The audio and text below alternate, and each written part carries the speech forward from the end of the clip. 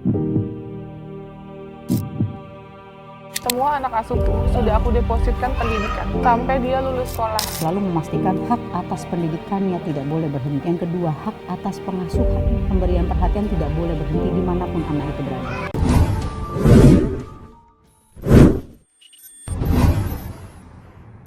Hai sahabat Trade and Unlock, sekarang saya sudah sampai di daerah Jakarta Timur, tepatnya di Panti Sosial Asuhan Anak Balita Tunas Bangsa. Jadi hari ini kita akan melihat bagaimana Novi merayakan ulang tahunnya bersama dengan anak-anak balita dan panti asuhan Balita Tunas Bangsa. Ya, kita akan melihat seperti apa suasana di dalam panti asuhan tersebut. Mari kita masuk.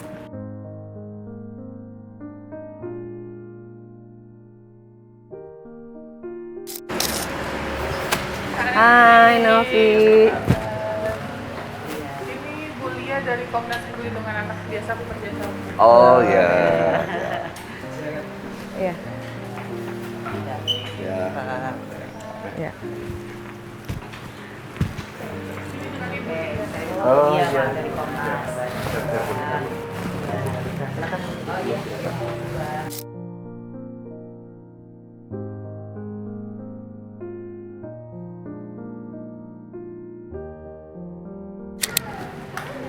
Nah, ini anak asuhku yang aku rawat di yayasanku.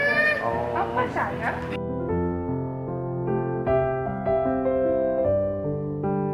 Salim dulu. Salim. Salim dulu. Salim dulu pintar. Salim.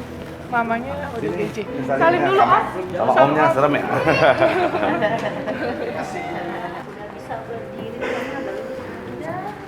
Udah terapi, Bu. Terapi ya? Udah terapi 3 kali. Berarti nggak usah pakai penyangga ya? Enggak. Umur berapa? Ini 1 tahun 4 bulan. Ini tulangnya bengkok. Jadi pas aku ambil, tulangnya sampai kelihatan. Terus? Karena dikasih minumnya enggak air gula kayak gitu-gitu. Yang kita rawat yang mayoritas anak ODGJ. Hari ini kita sedang berada di Jakarta Timur, tepatnya di Panti Asuhan Anak Balita. Hari ini Teh Novi lagi mengunjungi anak asuhnya ya Teh ya? Ada 1 anak asuh yang lagi kita proses. Oke, anak-anak ini ada banyak sekali dan usianya balita semua. Dan ada juga yang orang tuanya sakit, ODGJ, kemudian orang tuanya apa lagi? Ada yang menitipkan karena faktor ekonomi, terus ada yang proses hukum juga. Tadi dijelaskan juga ada PPPO gitu yang anaknya diambil dan diserahkan di. Ini kegiatan sehari-harinya Teh Novi ya, mengunjungi seperti orang tua asuh gitu ya. Aku suka banget sama anak kecil dan mereka tuh obat aku. Senang banget, alhamdulillah. Bersyukur banget Kak Rey yang sibuk tapi bisa meluangkan waktunya untuk kita di sini berbagi. Iya dong, karena kita kan harus cross check ya. Bagaimana sih kehidupannya sehari-hari Novi gitu kan? Orang melihat dia begini, dia begitu, dia begini. Daripada dengar omongan orang, lebih baik ngecek aja langsung. Kalau aku lihat kan kegiatan sehari-harinya kayaknya nggak ada yang salah deh. Semuanya normal. Kalau aku tipikal orang yang tidak mau mendengar sebelum membuktikan gitu. Seperti apa yang sebenarnya gitu. Kita mau siap-siap berbagi kebahagiaan, mudah-mudahan happy semuanya. Happy-nya ketularan, terus benar-benar bisa mendapatkan memori yang baik sampai nanti dia dewasa. Jadi dia nggak ada depresi atau apa, bisa mencapai cita-citanya dengan sepenuh hati lah. Berbagi tidak perlu menunggu kaya. Berbagi itu ketika kalian memiliki rasa empati, simpati terhadap orang lain, lakukanlah. Karena umur kita nggak ada pernah tahu. Kamu namanya siapa? Laras. Loro. Oh Laras. Laras. Berapa tahun umurnya Laras? 6 tahun. Oh 6 tahun. Namanya siapa? Andrew. Andrew panjangannya Andrew apa? Andrew doang. Kamu ganteng sekali. Cita-citanya mau jadi apa? Mau jadi pembalap. Kenapa mau jadi pembalap? Mau jadi bapak-bapak. Mau jadi bapak-bapak. Panjangannya? Panggilannya Harun. Cita-citanya mau jadi apa? Presiden. Wah, Presiden Harun.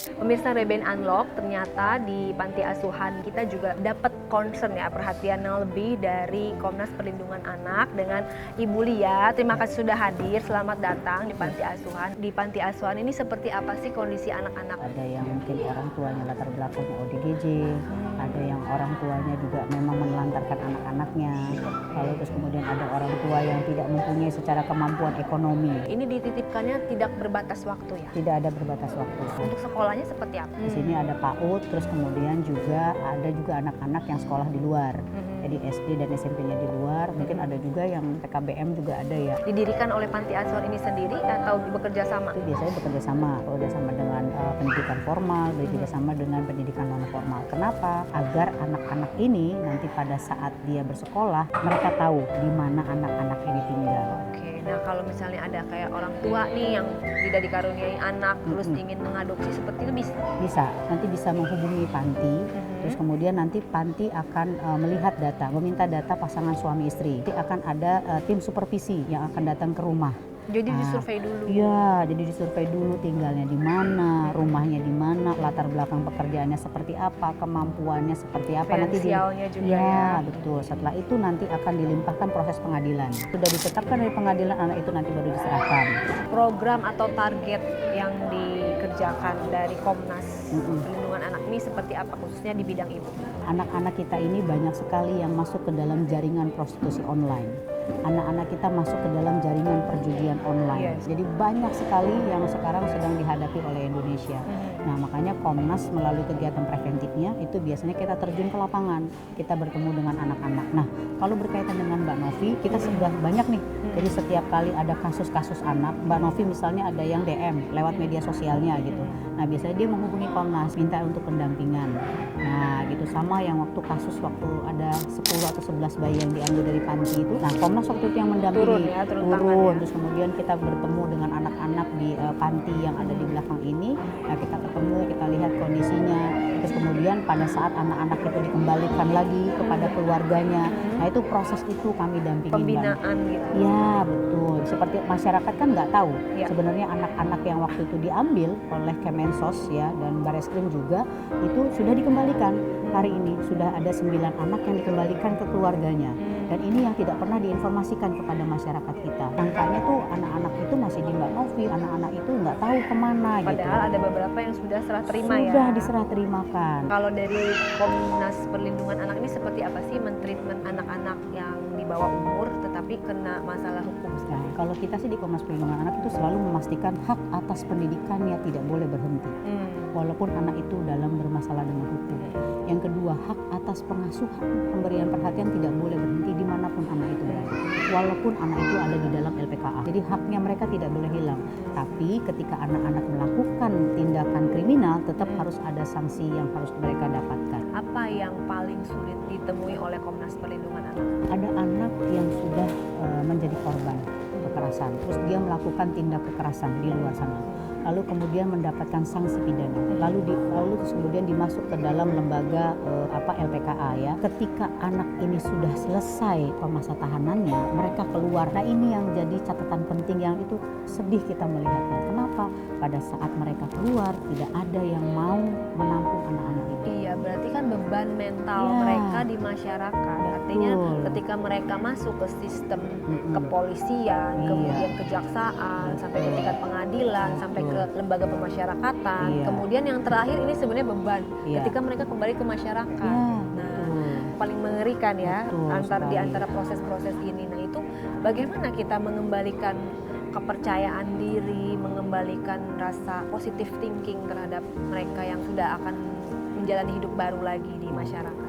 Nah, makanya kemarin waktu kita di Hari Anak Nasional tahun ini, waktu itu kita ke salah satu LPKA, kami sampaikan kepada kepala LPKA. Jadi sebetulnya kan ada pelatihan-pelatihan memang yang sudah diberikan kepada anak-anak di dalam. Tapi menurut anak-anak, jadi setiap kali kita datang, kita selalu bertanya sama anak-anak, anak-anak kalian tuh maunya pelatihan apa? Jadi kita berikan pelatihan itu yang memang sesuai dengan kebutuhannya mereka. Dan rupanya keinginan mereka tuh macam-macam. Makanya kemarin kita sampaikan, kita bikinlah satu pelatihan yang memang sesuai dengan passionnya mereka. Jadi pun ketika mereka keluar, keluarga tidak menerima, lingkungan masyarakat tidak menerima, tapi karena keahlian mereka punya, itulah modal mereka untuk ketahanan hidup pada saat keluar. Supaya mereka nggak nyemplung buat yang kedua. Iya benar. Karena iya. sebenarnya jangan salahkan gitu ya, ketika mereka kembali kedua kalinya masuk ke dalam itu bukan dari diri mereka. Betul. Kadangkala respon dari masyarakat Iya. yang tidak punya rasa kepercayaan terhadap dia bahwa dia itu sekarang sudah berbeda dengan yang dulu. Masyarakat juga harus jangan ada judgement ya sebenarnya. Karena apa? Tindakan pidana itu sudah dilalui dan dia berarti sudah dibayar lunas. Iya, Berarti kan betul sudah tidak sekali. ada lagi yang harus diperdebatkan karena setiap manusia itu ya pasti punya ujian dan masa lalunya masing-masing gitu. Tetap dampingi, tetap awasi, tetapi jangan sampai ada kata-kata seperti penghinaan, seperti menyakiti. Betul. Artinya kan mental mereka kan lagi dibangun lagi. Harapan saya pastinya untuk seluruh orang tua yang ada di Indonesia hari ini, janganlah melakukan kegiatan kekerasan terhadap anak-anak. Kenapa? Karena ketika lingkungan rumah tidak menyenangkan, lingkungan sekolah tidak menyenangkan, maka hari ini banyak sekali anak-anak yang menjadi pelaku-pelaku kejahatan. Jadilah orang tua yang menyenangkan buat anak-anak dan rubahlah pola pengasuhan orang tua hari ini. Lalu untuk anak-anak yang pastinya hari ini sudah era digital. Apapun kalian bisa dapatkan di digital hari ini. Pergunakan waktu kalian bukan terus bermain handphone seharian. Ya, kenapa? Karena pengaruh di dalam handphone tadi pasti ada sisi negatif dan ada sisi positifnya. Tapi hari ini di Komnas Perlindungan Anak melihat itu banyak sekali sisi negatifnya. Dan kami berharap kepada anak-anak juga banyaklah komunikasi terhadap orang tua. Ketika ada sesuatu hal yang tidak menyenangkan, sampaikan kepada orang tua sehingga kalian menjadi anak-anak yang mempunyai pribadi yang sehat nanti ke depannya. Itu harapan dari saya dari Komnas Perlindungan Anak. Saya mengucapkan terima kasih kepada Komnas Perlindungan Anak, khususnya Bu Lia, yang telah memberikan fondasi kuat terhadap hati, pikiran anak-anak. Karena itu menjadi modal dia untuk terjun ke masyarakat, menghadapi kerasnya dunia, dan terus berjuang. Semoga tetap diberikan kesehatan untuk bisa terus melanjutkan cita-cita semua orang, para orang tua dan bangsa Indonesia. Sukses terus, Ibu. Terima kasih. Terima kasih.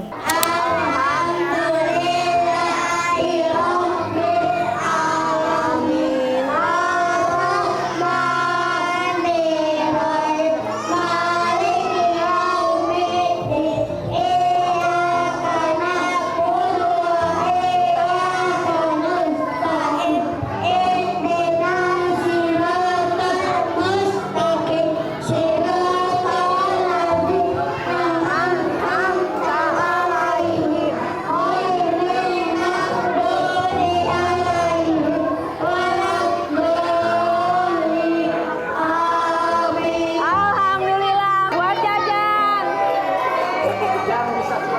Buat jajan. Anak ya, anak.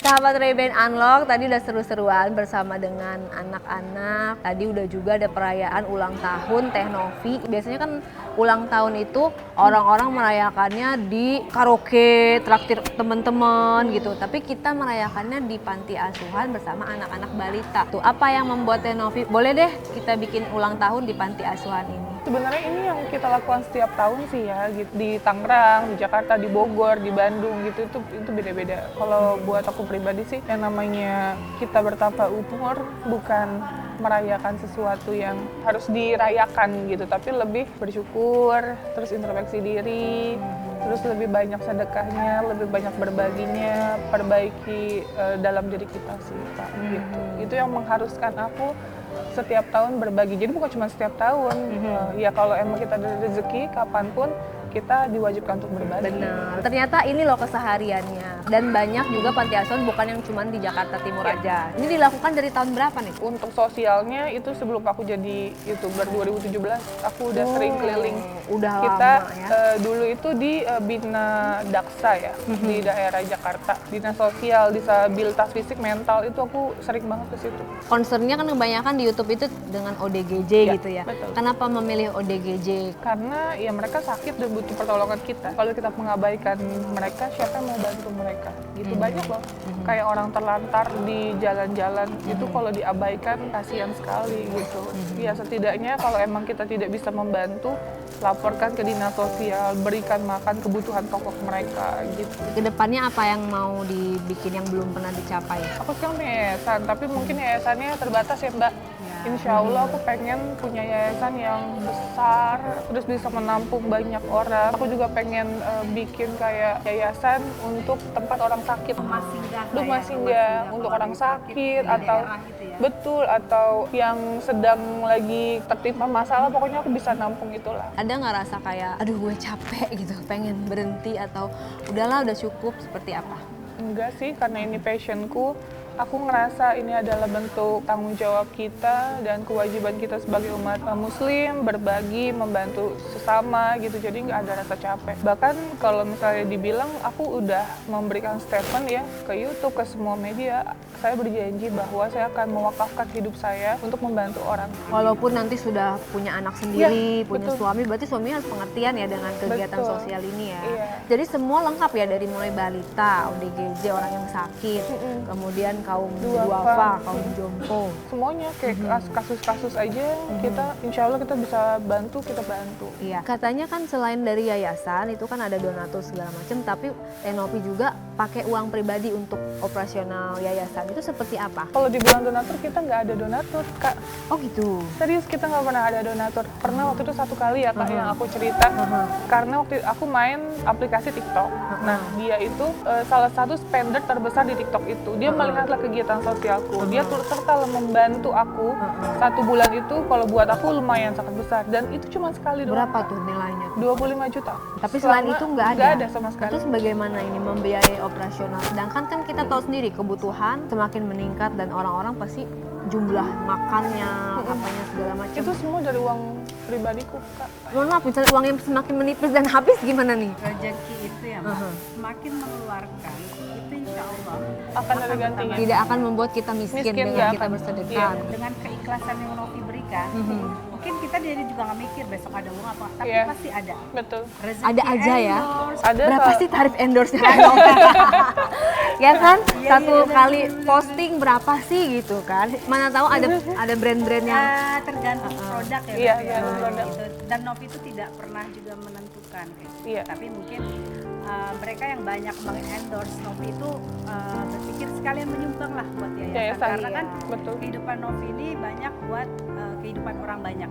Yayasan seperti itu. ya itu dia, benar-benar influencer yang bisa menginspirasi banyak orang. Jadi nggak perlu deh dilihat yang samping-sampingnya, tapi dilihat nih bukti nyata gitu loh, yang aku udah pernah datang langsung. Kan kata orang begini, gak usah perhatikan apa kata orang, cek langsung. Berita-berita itu udah pada kenal sama Tenopi semua, berarti kan memang sudah ada engagement, bukan kayak baru gitu ya. Harapannya untuk anak-anak asuh Tenopi ini seperti apa nih? Semoga nanti menjadi anak yang bisa berguna, gitu. Terus anak yang soleh-soleha, anak yang pintar, sukses ke depannya. Kalau untuk nanti Kak, ini kan tetap gimana pun bukan anakku ya. Kalau suatu saat nanti sudah besar gitu, terus mungkin anaknya memilih ya Kak untuk ikut sama orang tuanya. Jangan kan udah besar, mungkin pada saat SMP, SMA, kan aku tidak mau membohongi bahwa dia bukan anak kandungku gitu. Itu kan juga nggak baik ya membohongi. Kalau dia mau kembali sama orang tuanya, kita persilakan sih Kak. Semua anak asuhku sudah aku depositkan pendidikan. sampai dia lulus sekolah. Amit-amit, misalnya aku dipanggil duluan ya, kita umur nggak ada yang tahu, anak ini sudah terjamin pendidikannya. Dari 2017 baru ada batu sandungan lah yang kemarin kan. Kayak melelahkan ya, pasti merepotkan dan melelahkan. Di antara kegiatan yang tetap harus berjalan, tetapi ada kendala gitu. Trauma apa enggak? Karena aku percaya di setiap perjalanan hidup pasti akan ada hal-hal seperti ini. Jadi ya jalani aja prosesnya, ini ujian dari Allah dan aku terima, insya Allah kita jalan dengan ikhlas. Jadi rintangan apapun maju terus ya, Maju terus. nggak ada gigi mundur. Nggak ada kata mundur. Nggak boleh menoleh ke belakang. Iya. Ya udah gitu aja pemirsa Reben Unlock, semoga ini bisa menjadi inspirasi gitu ya. Diambil yang baik-baiknya, pasti banyak manfaat dan hikmah di sini. Terima kasih Teh Novi, terima kasih Kakak. Dan ini Zaila, cepat besar, cantik, sukses, berkah, bisa mencapai cita-citanya. Sampai ketemu di video selanjutnya. Bye.